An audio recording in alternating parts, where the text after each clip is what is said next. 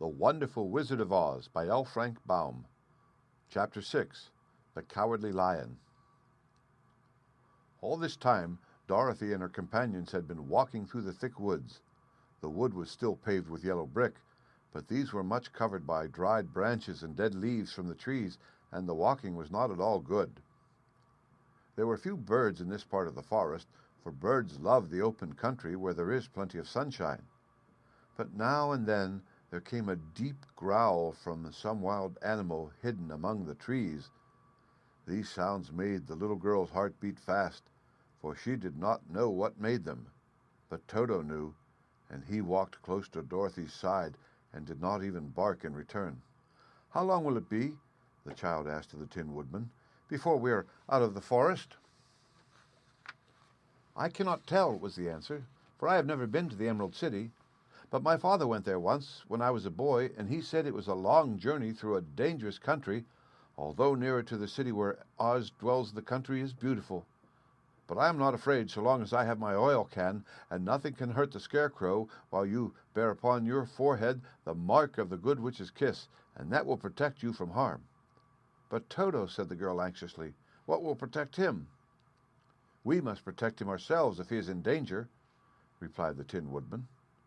Just as he spoke, there came from the forest a terrible roar, and the next moment a great lion bounded into the road. With one blow of his paw he sent the Scarecrow spinning over and over to the edge of the road, and then he struck at the Tin Woodman with his sharp claws. But to the lion's surprise, he could make no impression on the tin, although the woodman fell over in the road and lay still. Little Toto, now that he had an enemy to face, ran barking toward the lion, and the great beast had opened his mouth to bite the dog, when Dorothy, fearing Toto would be killed, and heedless of danger, rushed forward and slapped the lion upon his nose as hard as she could, while she cried out, "Don't you dare to bite Toto! You ought to be ashamed of yourself, a big beast like you, to bite a poor little dog." "I didn't bite him," said the lion as he rubbed his nose with his paw where Dorothy had hit it. "No, but you tried to," she retorted. "You're nothing but a big coward." "I know it," said the lion, hanging his head in shame. "I've always known it, but how can I help it?" "I don't know, to be sure. To think of your striking a stuffed man like the poor Scarecrow." "Is he stuffed?" asked the lion in surprise, as he watched her pick up the Scarecrow and set him upon his feet while she patted him into shape again. "Of course he's stuffed," replied Dorothy, who was still angry. "That's why he went over so easily," remarked the lion. "It astonished me to see him whirl around so. Is the other one stuffed also?" "No," said Dorothy. "He's made of tin," and she helped the woodman up again. "That's why he nearly blunted my claws," said the lion.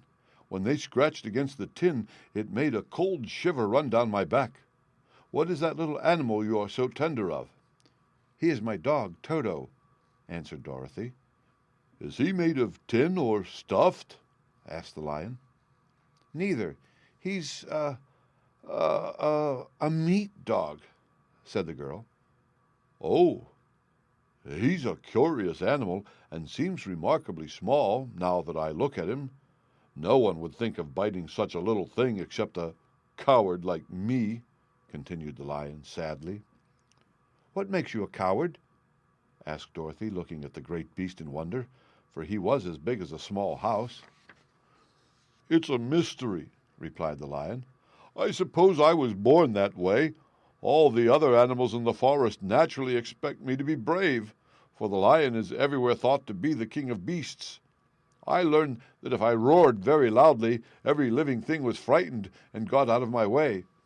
Whenever I've met a man, I've been awfully scared, but I just roared at him, and he has always run away as fast as he could go.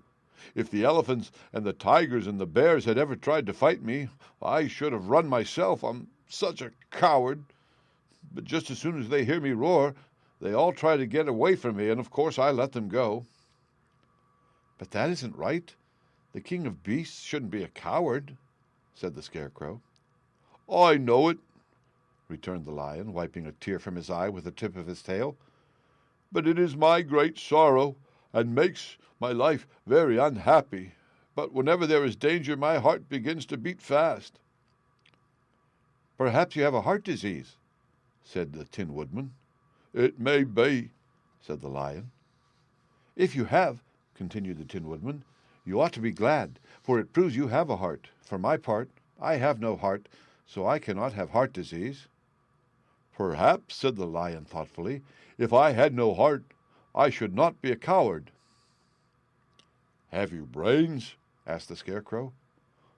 "I suppose so. I've never looked to see," replied the Lion. "I am going to the Great Oz to ask him to give me some," remarked the Scarecrow, "for my head is stuffed with straw." "And I'm going to ask him to give me a heart," said the Woodman. "And I'm going to ask him to send Toto and me back to Kansas," added Dorothy. "Do you think Oz could give me courage?" asked the Cowardly Lion. "Just as easily as he could give me some brains," said the Scarecrow. "Or give me a heart," said the Tin Woodman. "Or send me back to Kansas," said Dorothy. "Then if you don't mind, I'll go with you," said the Lion, "for my life is simply unbearable without a bit of courage." "You will be very welcome," answered Dorothy, "for you will help to keep away the other wild beasts. It seems to me that they must be more cowardly than you if they allow you to scare them so easily." "They really are," said the Lion, "but that doesn't make me any braver, and as long as I know myself to be a coward, I shall be unhappy." So once more the little company set off upon the journey, the Lion walking with stately strides at Dorothy's side.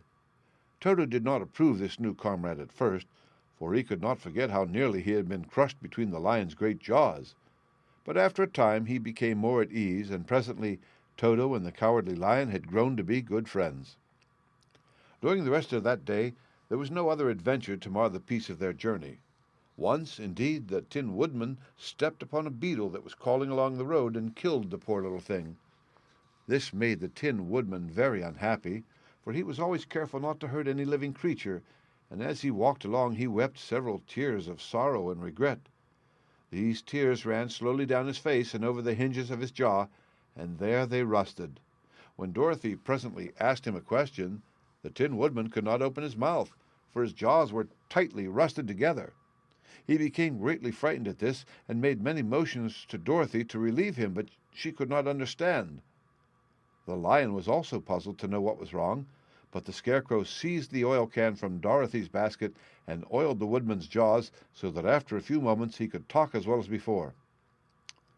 "This will serve me a lesson," said he, "to look where I step, for if I should kill another bug or beetle, I should surely cry again, and crying rusts my jaw so that I cannot speak." Thereafter he walked very carefully with his eyes on the road, and when he saw a tiny ant toiling by, he would step over it, so as not to harm it. The Tin Woodman knew very well he had no heart, and therefore he took great care never to be cruel or unkind to anything. "You people with hearts," he said, "have something to guide you, and never need to do wrong, but I have no heart, and so I must be very careful. When Oz gives me a heart, of course, I needn't mind so much." The end. Read by Rick Kistner for Lit2Go on the web at fcit.usf.edu.